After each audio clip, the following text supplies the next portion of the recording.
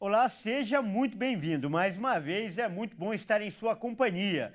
Começa agora o programa Entrevista Especial. E aqui você vai poder se aprofundar nos assuntos que são destaque no noticiário e entender melhor o que está acontecendo. Para isso, nós vamos contar com a participação de especialistas que, além de tudo, ainda vão dar dicas importantes para o seu dia a dia.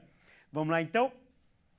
E olha só, as câmeras corporais que estão sendo usadas pela polícia nas ocorrências têm sido motivo de muita polêmica, tanto que o Ministério da Justiça publicou recentemente uma portaria com as normas para tentar padronizar o uso desse equipamento. E para entender melhor sobre esse assunto, nós vamos conversar agora com um especialista. O nosso convidado é o professor Frederico Afonso, ele que é especialista em direitos humanos. Olá, professor Frederico, grande prazer em recebê-lo aqui no programa Entrevista Especial. Como vai, Kleber? Obrigado, estou à disposição. Legal. Professor, eu peço então que você explique para as pessoas que nos assistem essa portaria, as normas que ela define para o uso dessas câmeras corporais por policiais, por favor. Bom, vamos lá, Kleber. Quando você fala em segurança pública prevista no artigo 144 da Constituição, ela é bem disciplinada acerca de uma participação bastante diminuta no tocante à competência da União, que fica voltada aí especificamente à Polícia Federal e à Polícia Rodoviária Federal. A Polícia Ferroviária Federal, na prática, ela só existe no papel. E a grande competência administrativa, financeira e política do exercício da segurança pública cabem aos estados, na sua grande essência, e num caráter residual aos municípios, por meio das guardas municipais, claro, onde elas existirem, né? Então, a polêmica, ela começa, Kleber, quando o governo federal ele quer trazer para si uma responsabilidade que constitucionalmente não é ele. É claro que é muito válido essa questão da unificação. Mas a polêmica das câmeras, elas começaram como se realmente você não tivesse uma história, e obviamente então me refiro ao passado, de segurança pública no país. E o nosso estado de São Paulo, então, acabou tendo essa envergadura problemática, né? Todo o problema de segurança pública do país me parece que reside na falta das câmeras corporais. O governo federal, então, ele soltou um edital. Cabe lembrar aqui que o secretário nacional de Segurança Pública, o doutor Mário Sarrubo, ele é oriundo do Ministério Público de São Paulo, encerrou a sua carreira no posto máximo do Ministério Público de São Paulo, ou seja, como Procurador-Geral de Justiça, e convidado, então, pelo ministro Ricardo Lewandowski, que assumiu a pasta de Ministério da Justiça e Segurança Pública, com a saída do ministro Flávio Dino, indo para o Supremo Tribunal Federal. Então, ele trouxe, acredito que boa parte das ideias aqui da política paulista, e foi lançado esse edital com uma ideia mais voltada ao governo federal, uma ideia um pouquinho diferente da política que nós fazemos aqui no estado de São Paulo. Então, tem algumas diferenças de armazenagem, período de questão de liga e desliga, ser ininterrupto, ter esta autonomia por parte do policial. Há diferenças, a meu ver, substanciais em relação ao modelo paulista, mas é uma ideia do governo federal de querer trazer para si, de uma forma uniformizada, um padrão. Insisto que, a meu ver, fere um pouco a questão do pacto federativo, porque ele fala o seguinte, olha, claro, não é impositivo, né? É uma portaria, é uma ideia com uma natureza de mera recomendação. Entretanto, ela traz uma reprimenda. Se você não se adequar, você também não vai poder celebrar convênio. Ao não poder celebrar convênio, não haverá repasse de verba federal aí para o ente federativo, né? Esse é o início da grande discussão, Kleber. Você começa muito bem a sua participação, professor Frederico, lembrando a competência de cada esfera, né? Da União e dos estados. Aliás, quando se fala em segurança pública, grande parte das ações é de competência dos estados. Por isso é importante a gente frisar que não existe uma lei ainda para definir o uso dessas câmeras. Mas essa portaria, como você lembrou bem, ela define que se os estados não acompanharem, eles podem ser punidos com falta de verba, ou seja, eles não vão poder firmar convênios e assim poderão ficar sem dinheiro para a segurança pública, professor? Kleber, é uma coação indireta. Eu me lembro muito da pandemia da Covid em 2020 nesse sentido, né? Nós tivemos aqui no estado de São Paulo um ex-governador que ele insistia em falar assim, olha, em alusão ao saudoso prefeito falecido, né, Bruno Covas, o Bruno e mais 644 municípios. Para aquele que nos assiste, o estado de São Paulo tem 645 municípios. Em suas coletivas, ele estava sempre ao lado do ex-prefeito de São Paulo, Bruno Covas, e ele fazia uma alusão que os 644 municípios estavam com ele naquela situação, dando a entender a qualquer pessoa que assistisse sem uma maior necessidade de interpretação que havia uma subordinação dos municípios aos estados. Não existe esta subordinação, como não existe a subordinação dos estados ao governo federal. São entes que possuem a União, então os 26 estados, o Distrito Federal, se não mudou, 5.570 municípios, eles possuem o que a gente chama até na doutrina de autonomia FAP, uma autonomia financeira, uma autonomia administrativa e uma autonomia política. Quem tem soberania é a República Federativa do Brasil.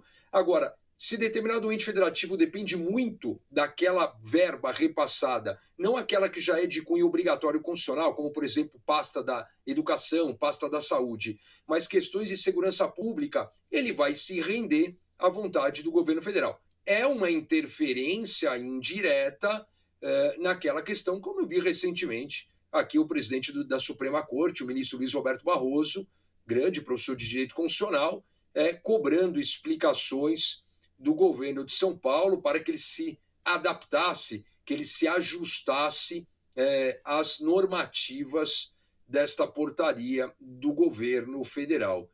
Olha, Kleber, o estado de São Paulo tem o melhor índice de segurança pública do país.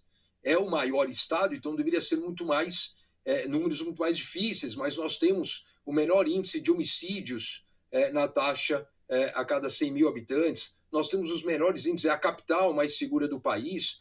O estado de São Paulo é um modelo a ser seguido. E quando você bem frisou acerca dessa autonomia dos estados, cabe lembrar que cada estado tem 3 polícias. Uma polícia militar, uma polícia civil e uma polícia penal. Pegue-se 3 vezes 27, sem falar da Polícia Federal e da Polícia Rodoviária Federal. Eu não quero aqui nem falar da Força Nacional, porque essa polícia é inconstitucional. Não tem previsão no artigo 144, né? Então, já é um outro erro. Mas há uma força muito grande para que a polícia militar ela use. O grande problema da segurança pública, insisto, é a falta do uso da câmara corporal, e isso não é verdade. O estado de São Paulo, ele aqui é precursor na maioria das políticas de segurança pública, claro. O doutor Mário Sarrubo, então, pega essa expertise dessa sinergia entre o Ministério Público de São Paulo, principalmente por meio do GAECO, né, e a Polícia Militar do Estado de São Paulo, e a Polícia Civil do Estado de São Paulo, e leva consigo essa bagagem, né? Mas eu entendo, Kleber, que você não pode ter, para determinadas situações, uma medida uniforme para todo o país, que tem uma dimensão continental. Não é porque serve no Ceará que servirá em São Paulo, ou que servirá em Minas, ou que servirá no Rio Grande do Sul. A conta não é tão simples de ser feita assim. E por falar em São Paulo, o governo de São Paulo publicou um edital para compra de novas câmeras corporais recentemente. E a publicação foi muito criticada por alguns especialistas, porque o objetivo é adquirir câmeras, né? Essa é uma das principais críticas, que comecem a gravar quando são acionadas pelos policiais e não gravam o tempo todo. Essa é uma reclamação. Eu queria saber a sua opinião sobre o assunto. Bom, Kleber, aí a primeira questão, né? Eu não vou te devolver uma pergunta para você me responder, mas eu vou te devolver numa forma de pergunta assim. Na verdade, quem são esses especialistas? Porque olha o que acontece. Desde junho de 2020, o Ministério da Educação reconheceu formalmente que a ciência policial é um ramo a ser estudado. Você fala, como assim? É que, na verdade, nós temos basicamente o estudo sempre sobre a segurança pública. Então, o professor de Direito Constitucional, como sou há 25 anos, ele pega o artigo 144 e disseca. Então, vou dar um exemplo aqui de nomes renomados. Você pega o professor José Afonso da Silva, mais de 90 anos de idade, um dos maiores, se não for o maior, constitucionalista vivo do país. Foi secretário nosso de Segurança Pública, salvo o melhor juízo, na década de 80 ou 90, acho que na década de 80. E aí você pega a obra dele, então ele tem muita aula ali de segurança pública. E assim vai. Você pode pegar uma obra do ministro Gilmar Mendes, junto com o Canutilho, saiu agora a terceira edição, uma Constituição Federal comentada. Agora, quando você leva para a ciência policial, que é o que as imagens trazem, é a natureza operacional da questão. É você entender a segurança pública na prática. E não é bem assim. A câmera corporal ela é um elemento para fiscalizar o policial. Eu dou um exemplo, eu separei aqui, Kleber, até para nós discutirmos justamente duas falas que eu julguei importante. Uma fala do professor Rafael Alcadipani, tem o meu respeito, é uma pessoa do meu contato, professor da Fundação Getúlio Vargas, e ele falou o seguinte: no Brasil se faz segurança pública muito mais pela ideologia que pela ciência. A Câmara protege o policial, ela é favorável à população. Se for seguir a ciência, você irá adotar as câmeras. Em partes. Quem falou que a Câmara protege o policial? Se você pega essa frase recortada, isolada, nenhum policial que estivesse portando a sua câmera teria morrido. Né? Eu tenho que tomar cuidado com a jogada da frase. Né? Eu sou a favor do uso das câmeras. Muito se compara, por exemplo, com a polícia dos Estados Unidos, o que é já um grande erro, mas eu pego uma segunda opinião aqui de um especialista, o Marcos Rolim. Tive a oportunidade de ser aluno dele na pós-graduação, na Fundação de Sociologia e Política da cidade de São Paulo, né? Numa pós-graduação, se não me engano, em 2009, 2010, de Direitos Humanos e Prevenção à Violência e Segurança Pública. Eu fui aluno, excelente professor, doutrinador na área de Direitos Humanos, e ele fala o seguinte: a história do Brasil, especialmente na área da segurança pública, é o desenvolvimento de políticas que não dialogam com a ciência. Se há um critério efetivo que impeça a manipulação de imagens, um conjunto de cuidados básicos, é muito importante o uso da câmera para a redução de violência, mesmo em alguns países que não têm uma tradição de violência policial. A grande verdade é que você tem um elemento novo hoje, né? Nós temos toda uma história de segurança pública boa ou ruim sem o uso das câmeras. Quando você pega a pesquisa da Atlas Intel de dezembro do ano passado e avalia o governador Ronaldo Caiado como o mais bem avaliado do país, os dados não são meus, são de uma pesquisa. E o Ronaldo Caiado ele fala assim: no meu estado não vai ter câmera. Pode ser uma questão ideológica, pode ser uma questão de uma natureza de estudo local. Eu respeito muito os dados, tenho grandes amigos no Fórum Brasileiro de Segurança Pública, mas eu entendo que cada fração do país tem uma particularidade. Eu não concordo com esta regra uniforme, né? Quando você fala em competência para legislar, você colocou no início do nosso bate-papo assim: olha, é uma portaria que ainda não tem lei, ainda não há lei, e eu espero que não haja, né? Mas essa lei compete à União falar de normas gerais.